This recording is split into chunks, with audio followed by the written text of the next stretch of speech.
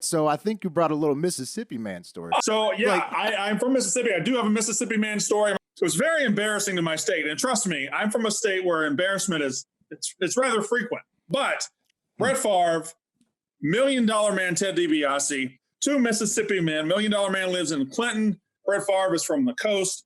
And they're caught up in a $94 million controversy. The Department of Human Services Welfare Department in Mississippi, the poorest state in the union, the fattest state in the union, the welfare department can't find $94 million. And there's payments for cars. There's payments to family. $1 million man got money for speeches he didn't give. Brett Favre got $1.1 million for speeches he didn't give. Shit's gone crazy in Mississippi. I'm not even there anymore. And I look at it like, damn, I could have given speeches for nothing. I could have given speeches, and they're giving Brett Favre $1.1 million for speeches he didn't show up to. He can barely talk anyway. This is the most Mississippi story I've ever heard. It sounds out of character for the $1 million man. Right.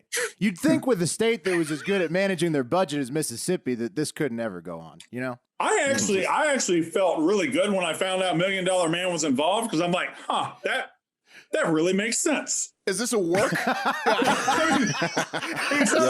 doesn't have wrestling anymore, but he still wants to be the $1 Million Man. At least you got duped by a pro. The guy, the guy that won all of his belts by bribery? I don't believe it. The only thing here, they haven't found a link to Erwin R. Shyster yet, but I figure it's there. Yeah, exactly. So, Brandon, what happened exactly? Do you know why? Like, what kind of speech was Favre hired for that he didn't show up to do?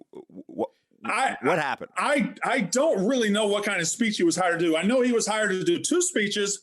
He claims nobody ever told him about the speeches. He claims he's never taken money for stuff he didn't do, that the money just showed up in his account, and he gave the money back. So the money's back on the book. So Brett Favre, I don't know if that clears you in some sort of controversy, embezzlement scam, but go ahead.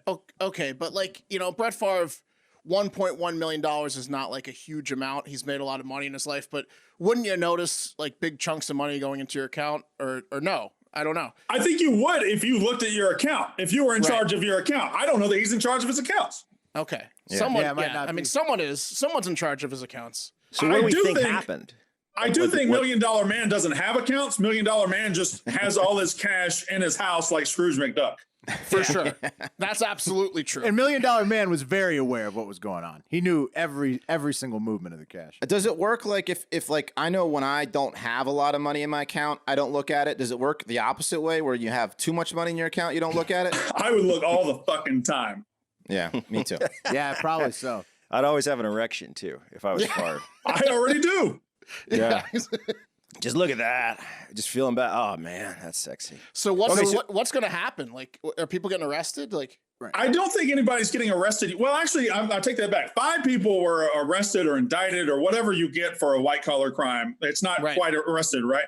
So I think, and including $1 Million Man's son, Brett DiBiase, which that's got to be embarrassing at Thanksgiving. Yeah, to be he's the $1 Million Man's son. Man. Yes. So he got arrested. So there's 5 people that are in trouble. I don't think Brett Favre is ultimately going to get in trouble. Well, he's like, I mean, he gave the money back. And in Mississippi, he'll I'm be pretty sure okay. if you're Brett Favre in Mississippi, giving the money back is good enough. Correct. Yeah, if you give the money or the farm animals back, crime is undone. Yeah, $94 million. That's all of Mississippi's money. Okay, let's relax. They're honest on the coast, you know. I mean, It's a good portion. We got casinos, so we got shit down there. That's right. We got some Penn National properties. We got some Penn properties. We got casinos all over the state. There's money. There's dirty money, but there's money. Yeah. That's true. Not to say that Penn National, that you understand what I'm saying. Of course. No. Clean. Yes. Brandon, moving on to something else. Our one of our interns, he is an Alabama fan, and he went to Alabama. Oh, really? Good for him. Fuck him. He blamed you for the injury of Tua Tagovailoa. Oh, that is super. He can suck my fucking dick. Okay, well, I just wanted to get that on the record. Well, I mean, for him, you're responsible for all the injuries caused by your football team. So Tua got hurt. It's not my fault Tua was made of glass when he was at Alabama. It's not my fault he was average against good defenses. He came to Starkville, he got his ass hurt. But guess what? Guess what else I am? I'm a Miami Dolphins fan. So Mississippi State injuring him. Florida Man Friday. Mississippi State injuring him led to him falling to number 5 where the Dolphins got him. So if I did hurt him, I'm a fucking genius. You think Favre- that body's going to hold up, though, Brandon? You think that body's well, going to hold up? Five is also his Wonderlic score. Did you see that? I did see that. Whose body? The intern or Tua's? Two is. Oh, okay. Yeah, no, I think he'll be fine. He's behind a great offensive line now that has won, 5 games in the last 3 fucking years? Yeah, but now they have a passer. We'll see. We'll see how it goes. Oh, yeah.